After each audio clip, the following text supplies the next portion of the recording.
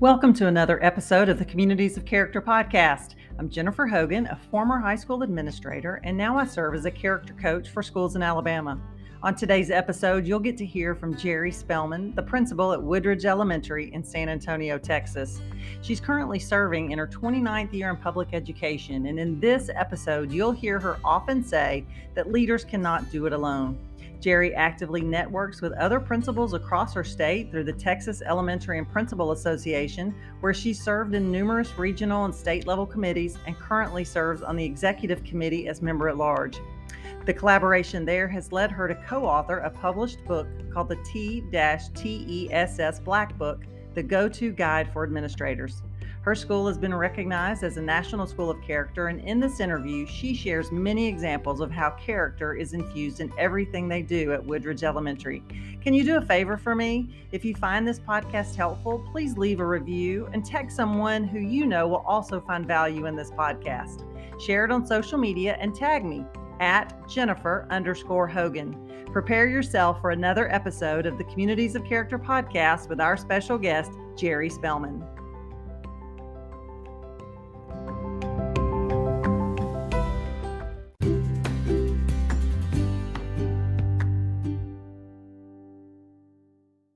Hi, Gerrie, and welcome to the podcast.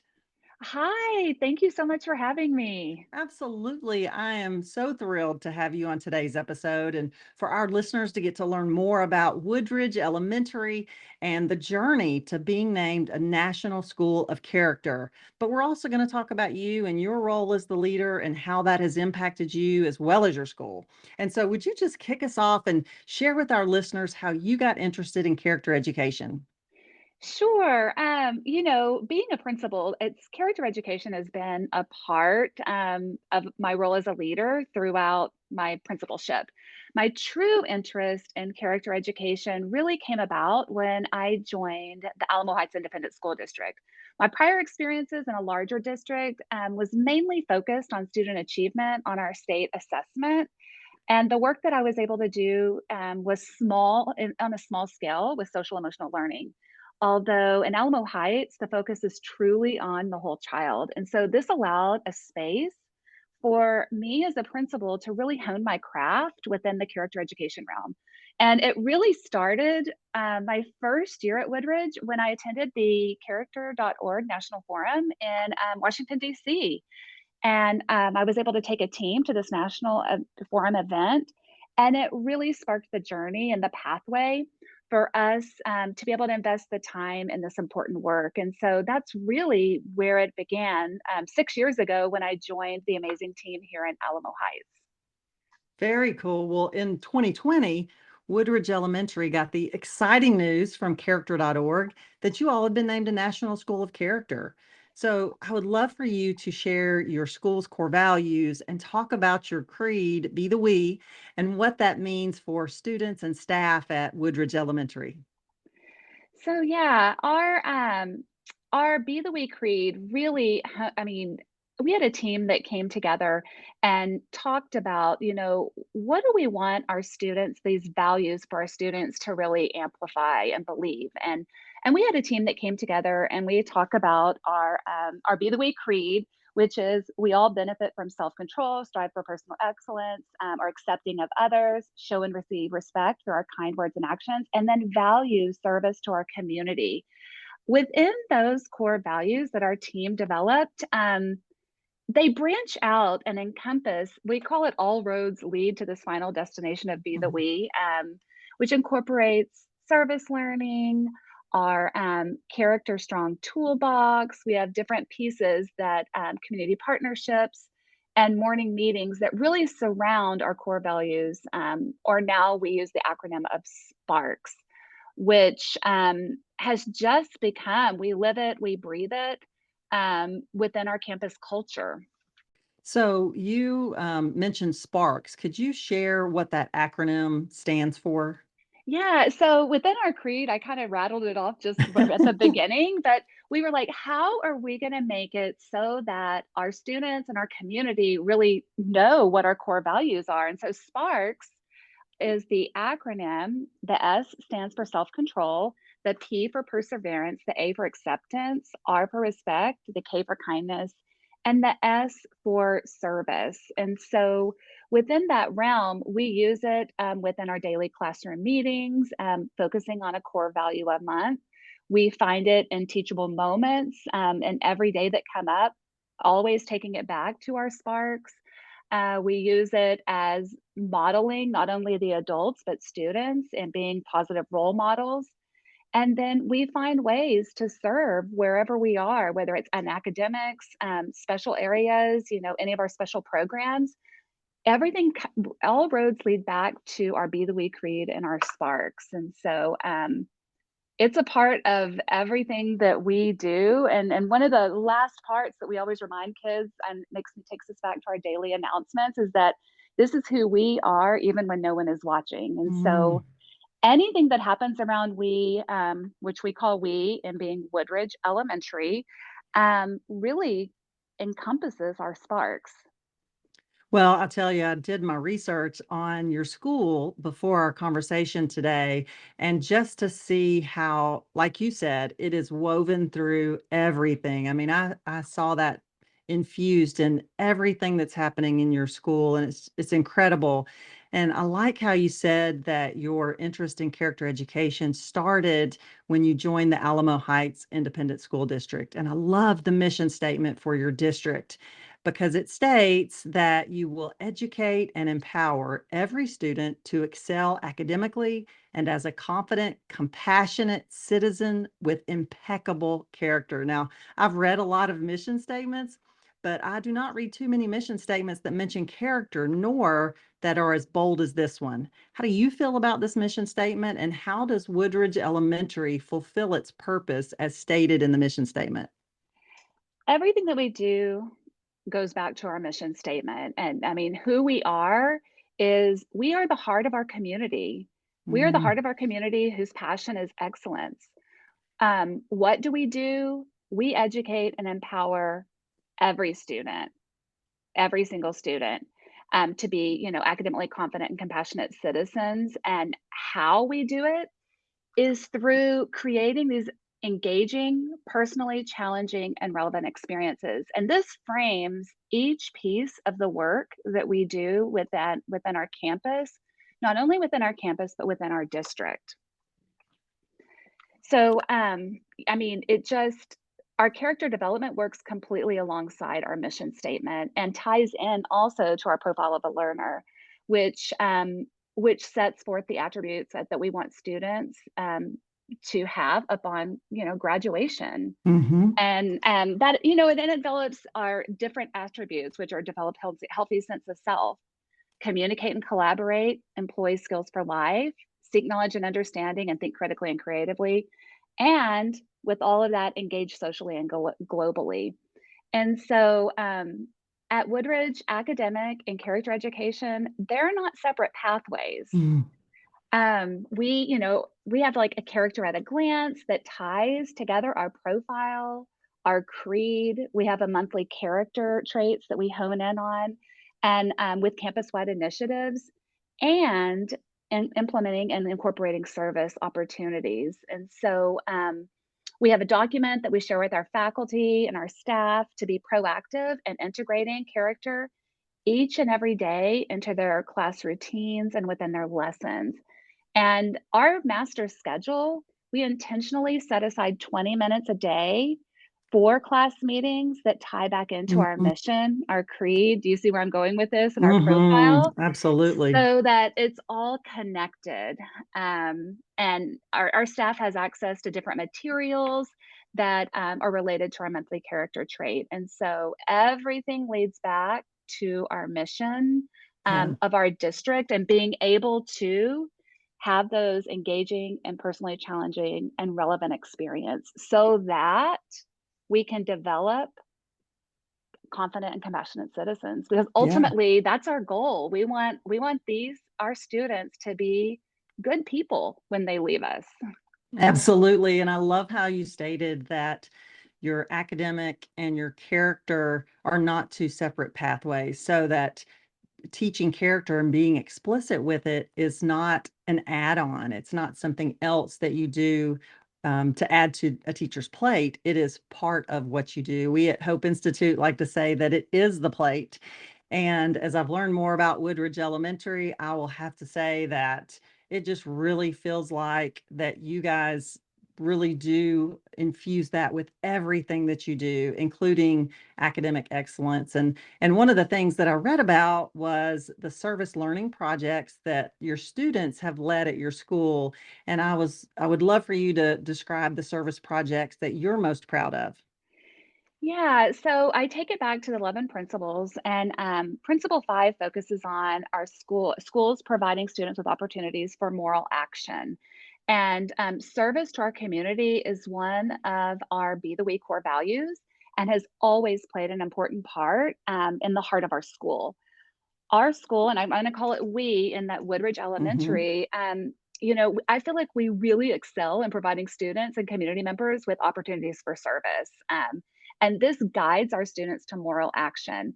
So some opportunities that I've been very proud about is that every year around the holidays we do a canned food drive, and truly the whole community is involved.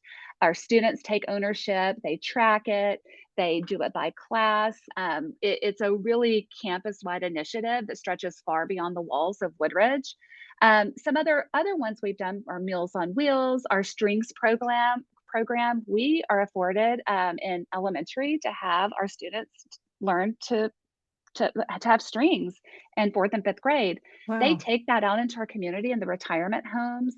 We've had Mm, toy collection for the battered women's shelter.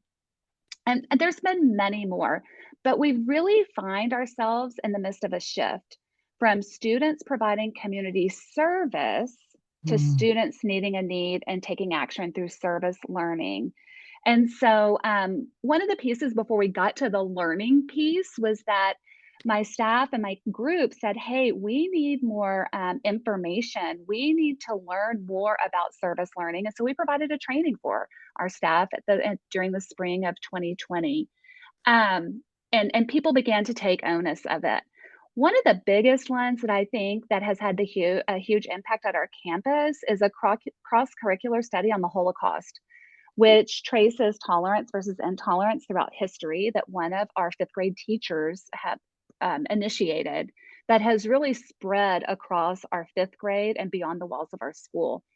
And the study of this unit gave our students the opportunity to collect pennies in remembrance of those who perished in the Holocaust. And then within that, each student in fifth grade researches a Holocaust victim, and this happens annually every year, and they create a project sharing their story. So mm, our students take what they've learned, they share the difference between an upstander and a bystander with younger students at our campus, and it just the highlight for them is that we bring in a Holocaust survivor mm, each year, and we still have connections with two. And she shares her message of resilience and courage with the kids, and it is just super powerful. And then our students at the conclusion, they write reflections and their Be the We journal about this experience, visit a Holocaust museum, and they donate the money raised to the organization that they choose as a collective group. And so our core values are integrated, and students have this voice and choice, and create scripts and posters on our WNL, which is our Woodridge Daily News, to all the school that goes out, and they really have honed in and taken ownership of this. And our students and teachers get to celebrate this, and just believing that our small part makes a big difference. Now, this has even led over the years to an even larger venture of our teacher who initiated this. She brought this service learning to our Woodridge community, Lisa Berry, and through the development of this tolerance unit, that really helps tie in the growing issue of bullying and school violence. Her experience has elicited it's gone to the state. And she's been able to share the voice and this learning of our students, promoting tolerance and helping other students and communities come together over differences. And so within that, she was just over 2 years, she advocated at the state capitol of Texas. And we now, in the state of Texas, through this service learning project, it goes beyond our walls of our school. There's Holocaust education now. It's a mandatory piece in the state of Texas. So all students in grades K through 12, we have a week in the state of Texas where it's called Holocaust Remembrance Week.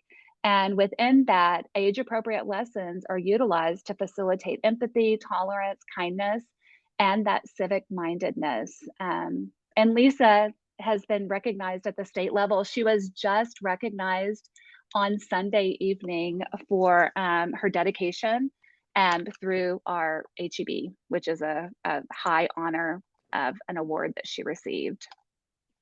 That is incredible and so powerful, and how neat for your students and for Lisa Berry to see the ripple effect that was created from your students and teaching your students these core values. That's really, really incredible, and kudos to her and your students and you for this. That's really incredible, and we know the importance of student voice, and I know that it's important at Woodridge Elementary, and there are several ways that student voice is amplified at your school, including a principal's advisory crew. And how did that group form, and how has that group changed you as a leader? So it's interesting. Our counselors, we are so fortunate in Alamo Heights that our district sees the value of having ample counseling available for our students. So we have 2 counselors that are dedicated to this work. And we came together as a team and talked through how could we provide some leadership opportunities for specifically our 5th graders. And we came up with our Be the We crew.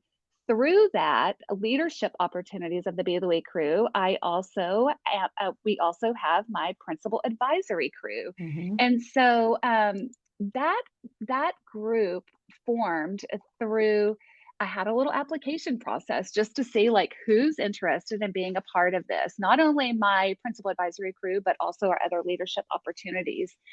And the principal advisory crew, I'm going to tell you, they are there in keeping it real on what's going on around campus. I mean, there is nothing better than having a student voice talk through how they feel about teachers. I mean, one of the things I go through and ask, like, who's making the biggest impact on you, and they list teachers and their quality, and then circling back and sharing that voice with the teachers. Um, Talking about just the structures of our campus, be at the cafeteria. Food is a big deal. I don't know if you know at schools, and giving you feedback. We always say feedback is a gift. And I've learned that very well because people take the time to give it to you. And students are the most vital part of that in helping shape, the work that we do as the adults on campus, because hearing their perspective, getting their feedback, and just listening to what's important to them really helps guide and shape the work that we do here. Absolutely. And any school, regardless of what sort of resources they have or don't have, can take feedback and create some sort of feedback loop with their students and find out, really, like you said, what's real, and how the students keep it real for you. So I love the principal's advisory crew, and also the Be the We crew, and how that grew out of that. But it's not just student voice that's important in building a caring community. It also takes teacher voice. And so would you share with our listeners how, in your work as the school leader, what do you believe are the keys to building this positive, healthy adult culture? Well, it starts with the adults. And so amplifying teacher, staff voice, listening and having them at the table is a big part of building that adult culture. Um, our district is truly a learning organization. It's a flat organization, not a bureaucratic top-down approach. And so all stakeholders have a seat at the table. And so building a healthy culture is based on everything we do and say, and it's based on our mission and core values. I can give you an example of just some ways that we are very intentional very intentional about building that work amongst the adults. We, our staff, as staff members, are a big part of planning anything that happens at Woodridge. We have a campus design team that comes together that looks at staff feedback and makes it a goal to work on what is the thing of the year. One year, it was building a sense of belonging, and that had to start with the adults. We're a large campus, and our teachers' feedback was that we don't all know each other, that are not on the same grade level. Mm-hmm. And in order for us to truly be compelled and effective with nurturing students, they said, we have to intentionally foster this from within.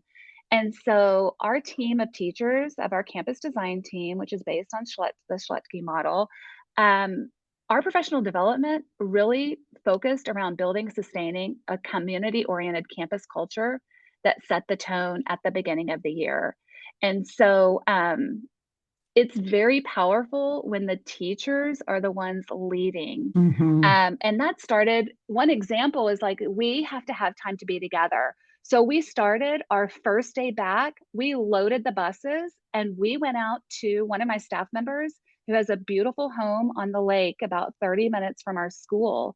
We were very intentional with that time. We were intentional with the time on the bus in talking, sitting by people, just having conversations with people we normally wouldn't.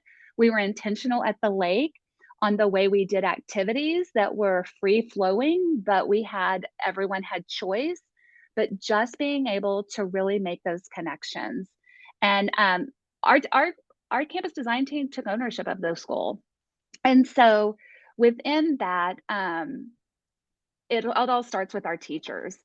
One part in as the leader that I did that I really, as an example that helps build a healthy culture, is we just do things to get to know one another. Mm-hmm. One time during COVID, I'm like, they're like, we've got to be able to connect. I had them all have a package of M&Ms. They took out a handful of M&Ms and they created a flip grid and they recorded themselves. Hey, I pulled out 3 M&Ms and they gave 3 things that we may not have known about them. So just being very intentional about ways to get to know one another. Another one that I took from a resource that we use is we have student challenges, but I flipped it on staff challenges. And so, and just having them figure out how to get to know them. I was like, hey, who's one thing that instead of one thing I wish my teacher knew, like a student would complete, I had them flip it and said, tell me the name of another staff member on campus that cares about you at Woodridge. Mm-hmm. I wanted to know, like, what is the name of an adult on this campus that you feel cares about you? And then the other flip side of it was like, what's one thing that you wish your principal knew? And I read every single one of those responses to be able to make connections with teachers. One of them was one of my stellar teachers I would have never known. She said, I wish my principal knew that every night I am home by myself and I am overwhelmed and crying because she had a newborn at the time because her husband, he didn't have a job and he was trying to start a new business. And she's like, every night I'm crying and I'm really struggling right now. I went down and made a personal connection with her. I wouldn't have known that if I hadn't have put this out. Wow. No one had to fill it out. I had another first year teacher um, that said, I wish my principal knew that every day I leave my classroom, I sit in my car and I cry because it's so hard. Mm-hmm. What do you know? The next day, I beeline down to her room and make a connection with her to see what additional supports can we put into place with them. Those are some heavy hitters right there, but there are other ones that were affirmations, that about the work that they were doing.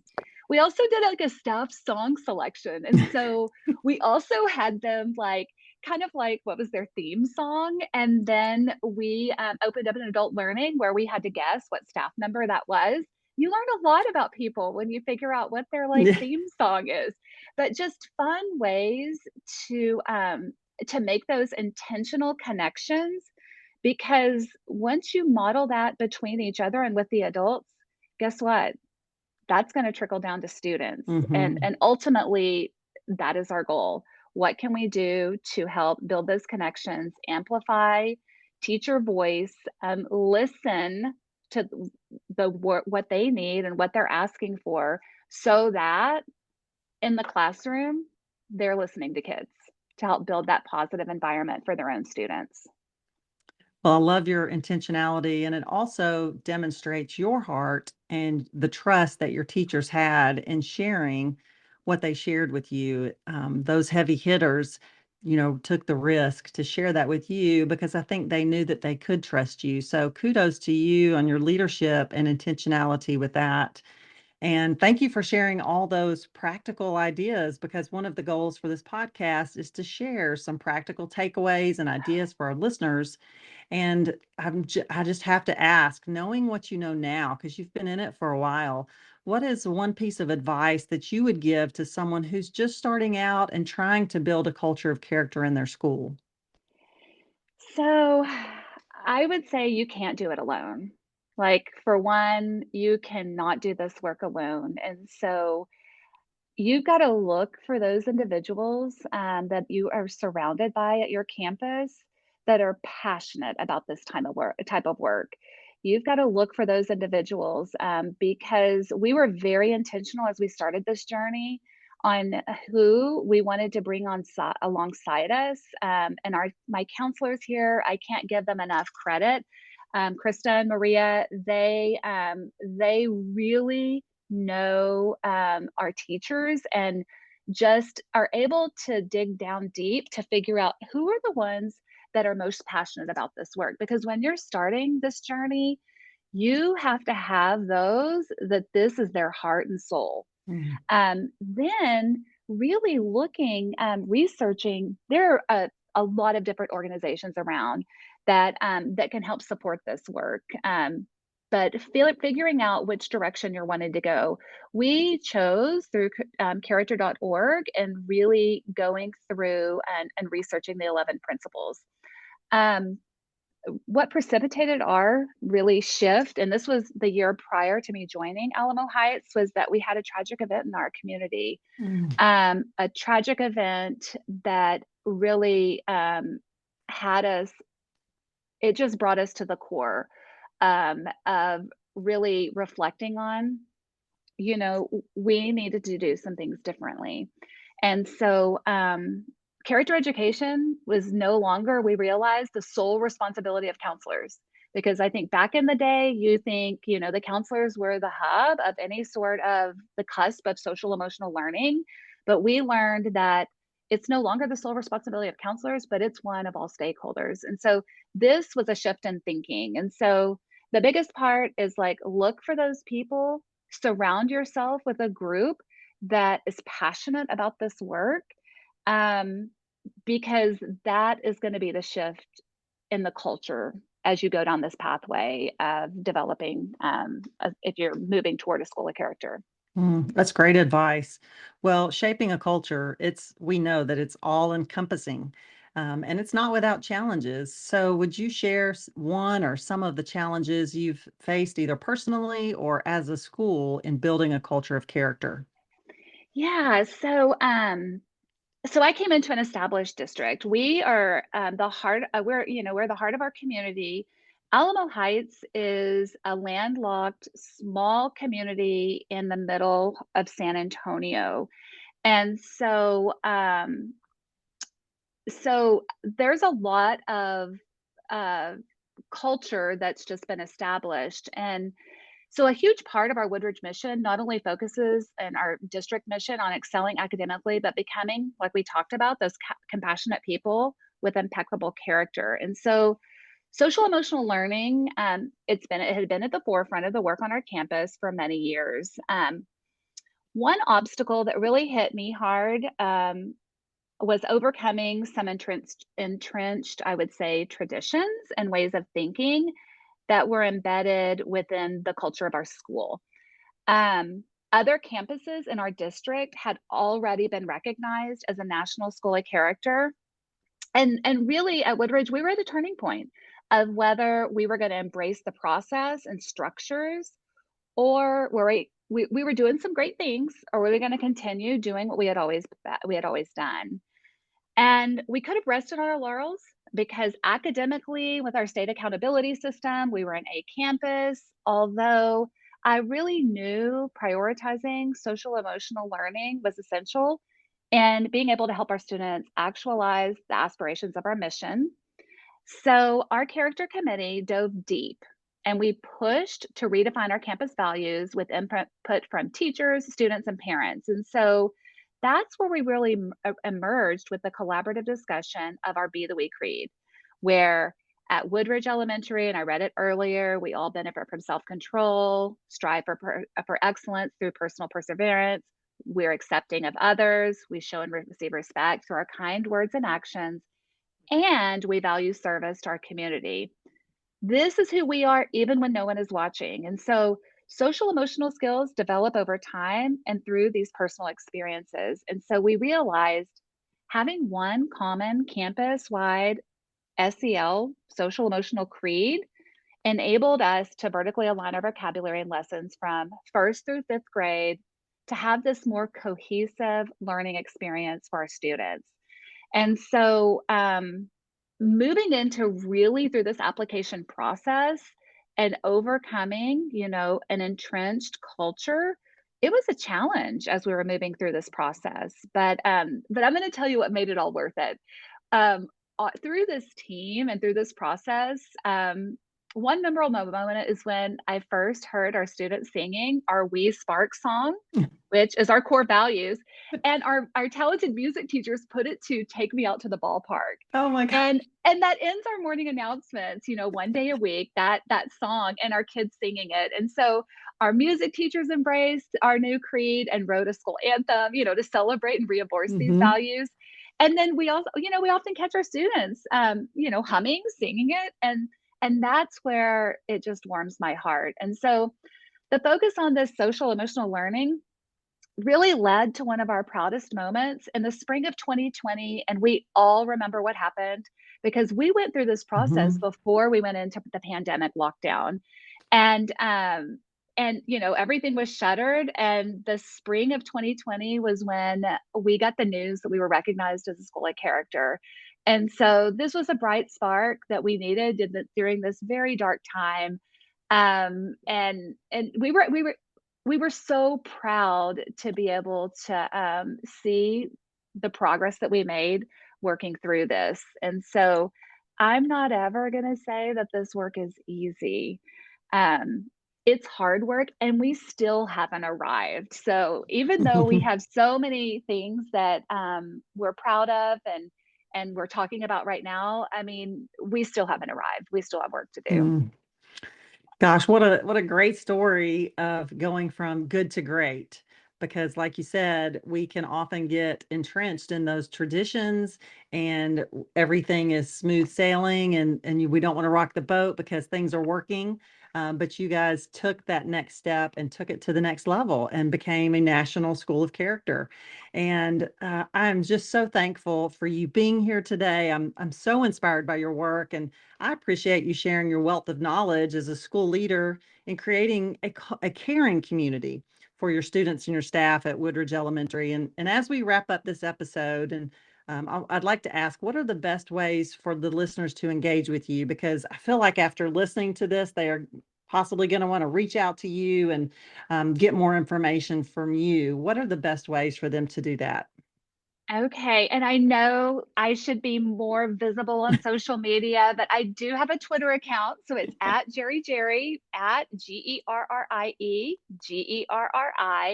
I do post on there periodically, and I need to do better. Our counselors also have a Twitter page, and it's at Woodridge Counselors that also highlights a lot of the work that takes place here. And then I'm also an email or phone call away. So anyone's welcome to look me up on our Alamo Heights Independent School District website, Woodridge Elementary, and there's a link where you can connect with me through our website. But I am all about sharing because I do believe none of us become a leader and where we are without the help of other people and that have like taken us under their wing along the way. And so This work is not the Gerrie Spellmann show. This work is a collective part of just wonderful individuals and teachers at Woodridge that have come along the way and been a part of this for many years. And so, yeah, that's how you can contact me. Good old fashioned phone.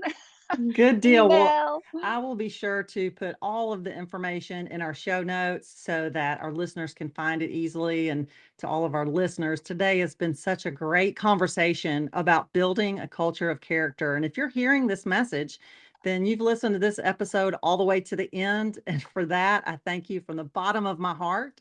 Also, please don't hesitate to tell us which topics you'd like for us to cover in future episodes. You can just send us a message on social media.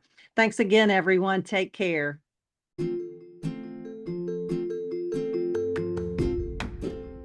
Thanks for listening to the Communities of Character podcast. If you enjoyed this episode and you'd like to help support the podcast, please share it with others and post about it on social media or leave a rating and review. Thanks again and take care.